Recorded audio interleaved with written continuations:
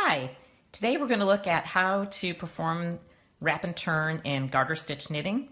So if you're already familiar with wrap and turn technique, you'll know something, which is that it's normal on the row after doing a wrap and a turn to knit the wrapped stitch together with the wrap.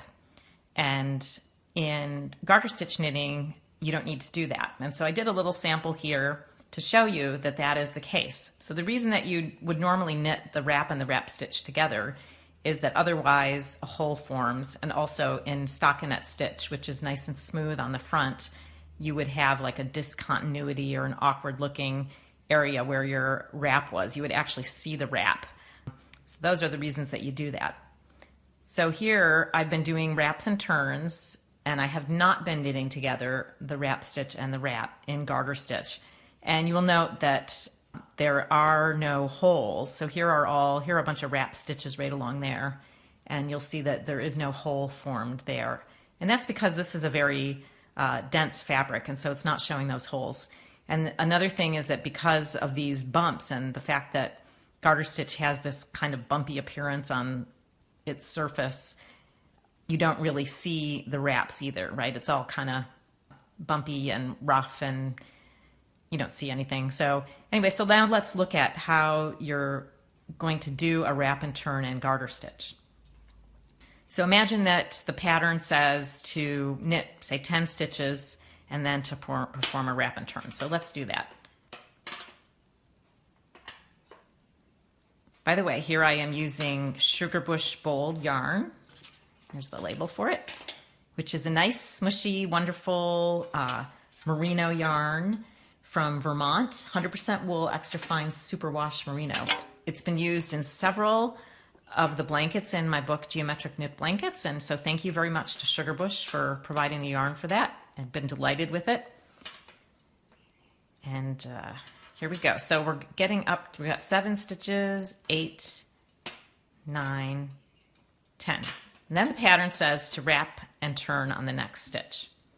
So to do that, we start out with the yarn in the back because we're doing knit stitch, and we slip purlwise the next stitch from left to right needle, bring the yarn around to the front, wrapping that stitch, and then we turn the knitting,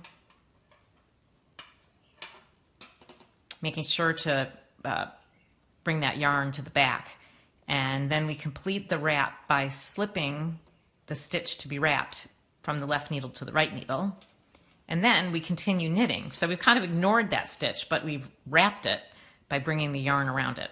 So now we continue knitting. And so you can see here, it's probably a little difficult to see that there's a little yarn going right around that stitch that we wrapped. It hasn't been knit or worked at all. It's just been wrapped. The yarn has been wrapped around it. So we're going to go back to the other end. So the purpose of doing wrap and turn is to create something that are called short rows. Short rows are used to create graceful contours and shaping in knitting. They're often used in, for instance, the shaping of the back neck on a sweater. I like to use them in my patterns to create some interesting curve shapes. So let's do another wrap and turn on the next stitch here.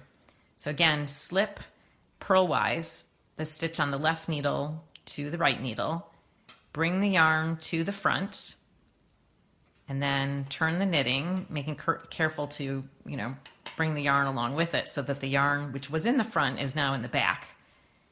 Slip the stitch back purlwise to the right needle, and then keep knitting, and that's going to wrap that stitch. Okay, we'll do one more. Okay, so purlwise slip left to right needle, bring the yarn around,